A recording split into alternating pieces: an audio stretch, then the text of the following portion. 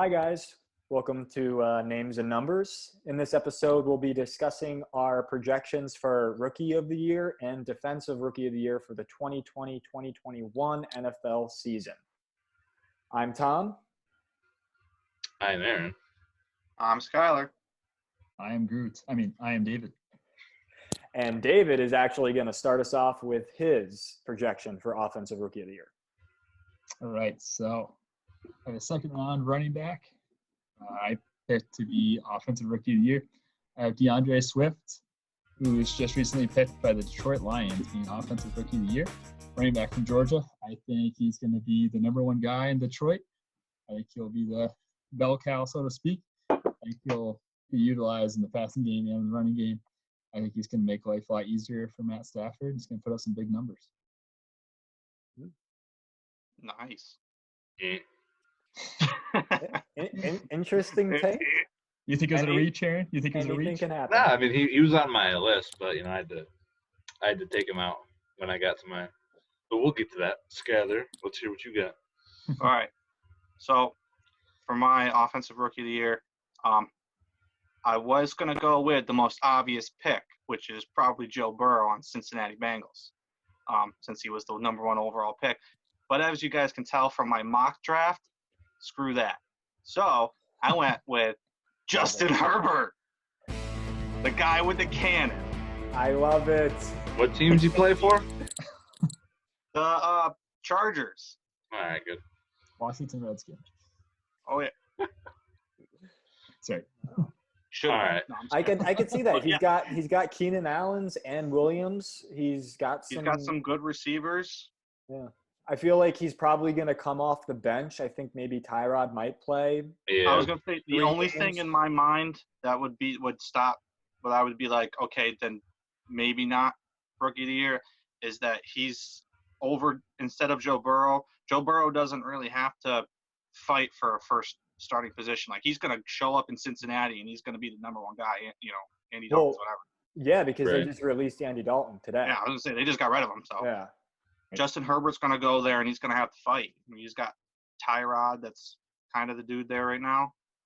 Yeah.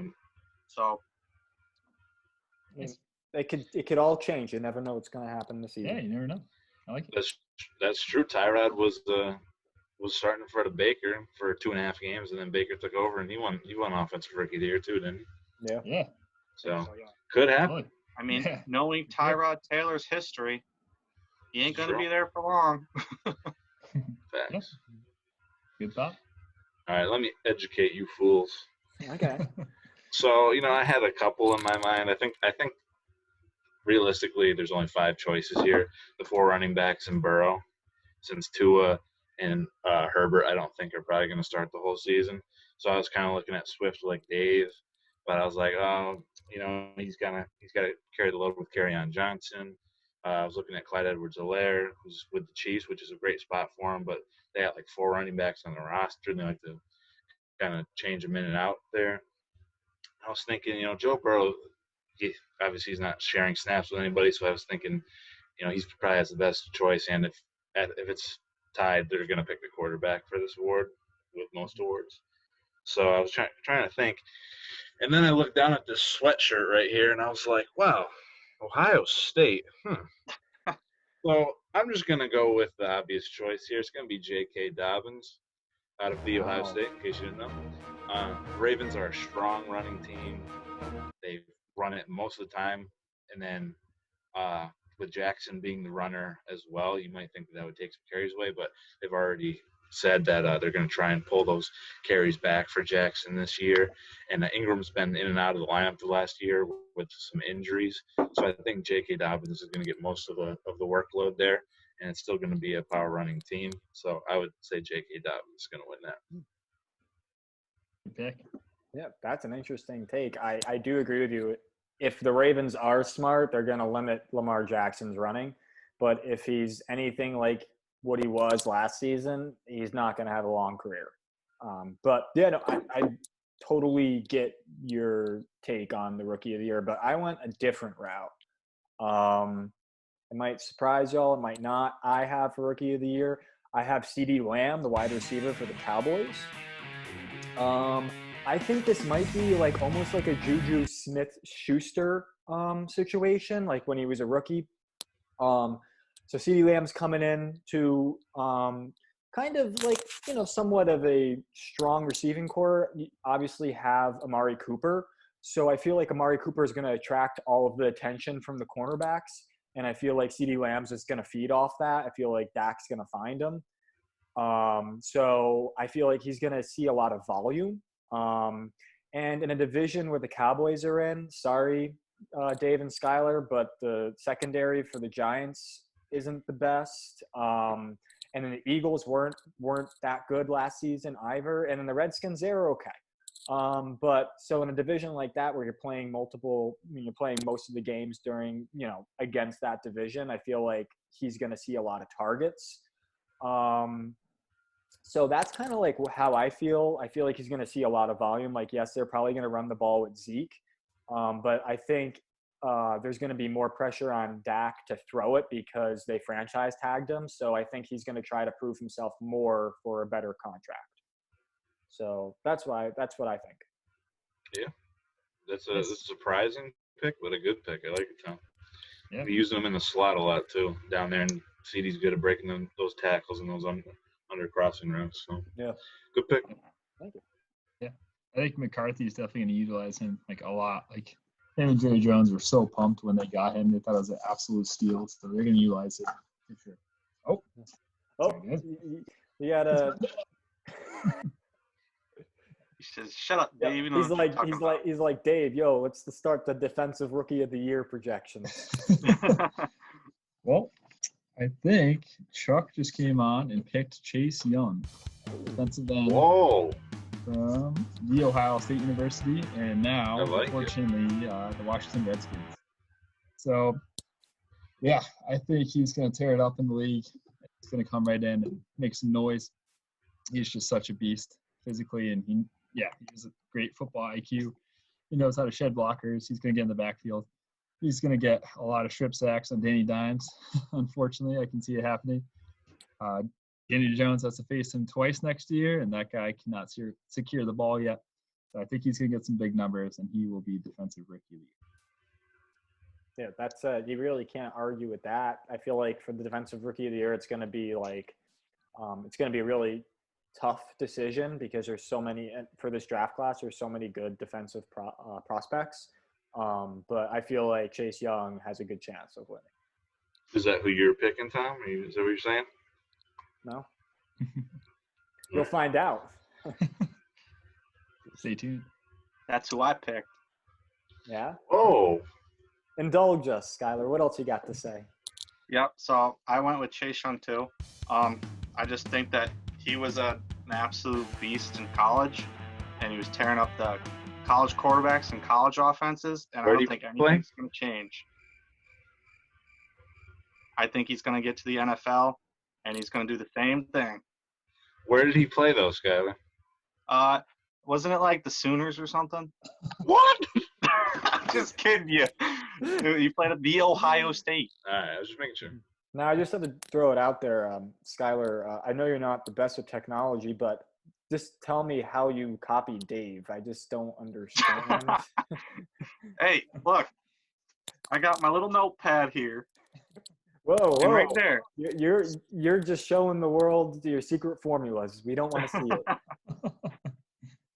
The Krabby Patty secret formula. All right, who's next? All right, guys. I swear, I was not trying to be biased at all. I was really trying to go for Isaiah Simmons because I really like him as a prospect. But, I mean, you can't go wrong with Chase Young. Chase Young was the best player in college last year. He is already on a team with a really good, I'd say at least top half defensive line before he came in for the Redskins. So it's not like offensive lines are going to be able to double and triple team him like they did in college. So he's going to be one-on-one most of the time on the edge. He's fast as well as strong, great movement. He's great at strip sacks. So like Dave was saying, your quarterback, Daniel Jones, is going to be in trouble because he practically throws it at the defender anyway. So he's my guess is somewhere between 12 and 16 sacks this year.